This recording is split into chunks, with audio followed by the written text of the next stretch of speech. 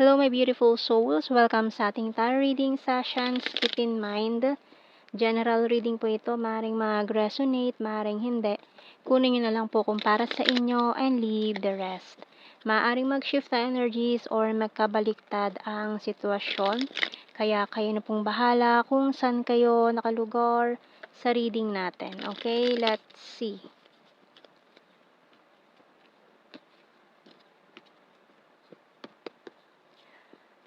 So, we have here the Six of Pentacles, the Ace of Wands, the Star and King of Pentacles, the Wheel of Fortune, Two of Cups, Knight of Wands, and the Nine of Pentacles.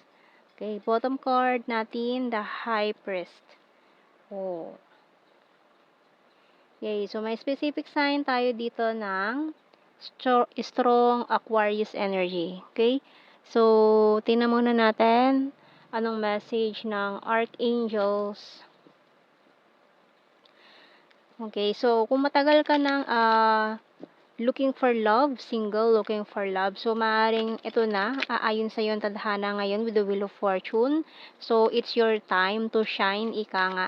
And itong bagong simula na ito, na bagong yugto ng iyong buhay, maaaring ayan ay unexpected. Itong pangyayaring ito unexpected. Lalo na kung parang hindi mo na iniisip yung mga ganung bagay ngayon, pero ipagkakaloob sa'yo, parang siguro walan ka na rin ng time, ng pag-asa sa mga ganyan, or parang hindi ka na naniniwala sa mga ganyang love or true love, mga ganyan. Pero unexpectedly darating. Ayan, leadership by Archangel Gabriel. It's time for you to assume your leadership power and position and lovingly guide others. Kasi ikaw ang focus mo na lang ngayon is yung work mo, career mo, yung pagiging leader. Nag-e-enjoy ka sa iyong craft ngayon, sa iyong trabaho, sa ginagawa mo sa buhay. Kasi ikaw, na-achieve mo na yung, wala ka nang, parang kumbaga, na-achieve mo na yung mga goals mo eh. And itong pagiging leader mo ang isa sa hinahangaan ng mga tao sa paligid mo, no? And maaaring yun, yung taong yun, na isa sa mga humahanga sa iyo na darating. Okay, so tingnan natin.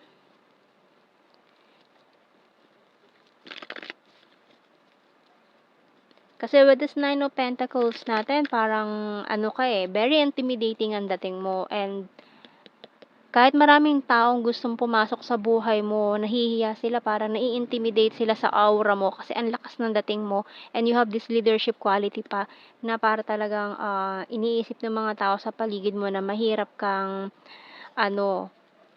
ma-fall, ganyan, or hindi ka basta-basta na nafo-fall or nai-in-love basta-basta, parang ang hirap mong suyuin, ganyan. So, tingnan natin. Pero mukhang makukuha ng taon to yung kiliti mo. We have here ground and snail. Kumbaga siya yung exception. Kumbaga ayaw mo na Kumbaga ayaw mo na maghanap or makipag-love life. Pero itong taon to, maaring siya yung exception to the rule. So we have, we have here the key. Nasa kanya pala. Ayan, lock and key again. Magkasama sila. We have here scissor and target. Okay, so letter bottom card. Yung qualities din kasi nitong taong ito ay malayo sa taong gusto mo, or kumbaga hindi siya yung ideal person mo, ideal guy, ideal girl. Kumbaga ayaw mo na, for example, ayaw mo ng clumsy. Tapos itong taong 'to napaka-clumsy niya, konting galaw, basag, may basag, 'di ba? Ganyan. So napaka-clumsy. For example, gano'n. Ayaw mo ng gano'n na qualities ng tao, pero siya gano'n. So dahil siya yung exception, matatanggap mo. Puwedeng baliktad, puwedeng ikaw yung may gano'ng qualities na ayaw niya, ayaw nitong taong 'to, pero ma-attract mo pa rin yung taong yun, parang gano'n. Puwedeng magkabaliktad. Okay? So, tingnan natin, kumbaga siya nga yung exception to the rule na tinatawag. Okay? So, tingnan natin tarot messages, oracle cards. guarded and wounded, you're so hot. So, yung mga ganun na, kumbaga, childish characteristic mo or siya, is yun talaga yung, parang ang hot ng dating, parang ganun. And, you're my happy pill, siya yung magiging happy pill, and ayan, I want to protect you. It's a disaster. So, maaaring galing kayo sa isang relationship din na hindi maganda. May mga naging third party issue before, or maaaring nag-start din to sa hindi magandang simula, or dahil nga kung ayaw na ayaw niya, o parang nag-start din sa love and hate, or hate, nag-start sa hate, ayaw na ayaw niya sa'yo, tapos biglang yun, may na-form na palang feelings, ganun. Okay, so caught in the middle, I want solid foundations, giving up. And yung bottom card, keeping tabs on you. So, maaring itong taon to dahil ayaw na ayaw nga niya sa'yo nung una, parang inignore ka niya. Parang, wag niyang ipapalapit sa akin yung taong yan, ayoko siyang kausap, parang kinat off ka niya sa buhay niya, kahit na magkasama lang kayo lagi, or kasama mo siya sa work, ganyan. So, tingnan pa natin sa ating The Hidden Truth Oracle cards. Pero nung nung nawala ka naman sa picture, kumbaga iniwasan ka niya, parang doon niya na-feel or may something na hinahanap-hanap ka naman niya. So, kahit na hindi ka niya kinakausap, sinisilip-silip ka niyan sa table mo or kung saan man, hini-stalk-stalk ka niyan. So, tingnan natin. Just being near you is intoxicating. Ayan, parang ang toxic daw kasi ng energy. Kasi parang na-overwhelm siya. Ganun. And we need to let each other go. So, ayan, parang nag-ano siya ng space. Give me space, ganyan. Kasi parang na-overwhelm siya. And I'm becoming a better person. You and I, we're too young. I'm afraid to contact you. I don't react when people mention you. We will be together again, and I knew exactly what I was doing. Okay, so kahit ganun, iniwasan ka niya, pero dahil may something sa inyo nitong taon to na tadhana na mismo yung gagawa ng way, ayan o, sasabihin niya rin yan, I love you. Okay? So, bottom card natin. So, tingnan pa natin, kuha tayo ng initials natin dito, maring initials ng mga pangalan nyo, or anything na ma-form na mga words na pwedeng related sa inyo.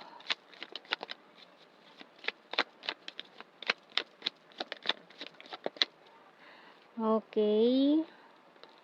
U, Z, letter B, K, H, L, N, O, N, W. Bottom card natin, letter P. So, let's see sa blue card. We have here passion and all strings attached. Oh. And the manifestation. Okay, so maaring you're manifesting this to happen, pero mukhang hindi rin maganda yung first impression na naibigay mo sa taong to, or pwede magkabaliktad, first impression na kung sino man to, parang kumbaga sa lahat ng tao ikaw yung pet peeve niya. Ayaw na ayaw niya ganun, or ayaw na ayaw mo sa kanya, pwedeng ganun, nag-start kayo sa ganun. So, tingnan natin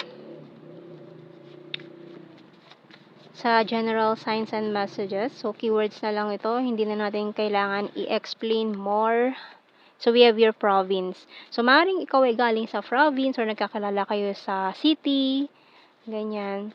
And the Taurus, lake, crazy for you. Pero after nyan, ayan, hahanap-hanapin ka niya, mababaliw yan sa'yo.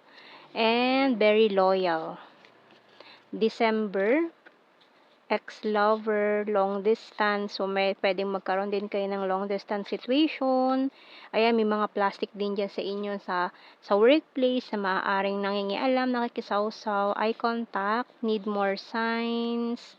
Gemini, high expectations. Sword is air sign, Gemini, Libra, Aquarius, and Leo. Wands is another fire. Aries, Leo, Sagittarius. kind-hearted, killer smile, and ayan, you're very lucky. So, maswerte kayo sa isa't isa, no? So, yan ang ating reading, my beautiful souls. Thank you for watching. Take care and God bless. See you in our next reading, guys. Bye-bye.